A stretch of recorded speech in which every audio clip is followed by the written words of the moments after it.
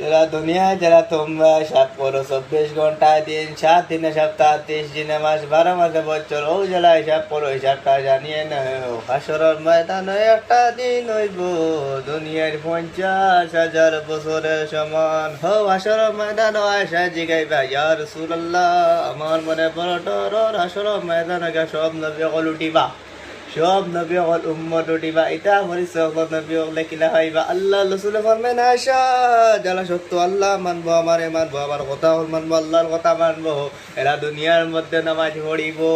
নামাজ পড়ার লগে লগে কিতাই জানি হো হাসর ময়দানে গিয়া উজু করতে গিয়া তার যে শরীরের যারা আপনার লাভ ইকান আল্লাহ এদিন আদবিত করি লেব, চমকিতে থাকবো। আমি যারে দেখবো, দেখার লগে লগে বুঝলি আমি আমার উম্মত।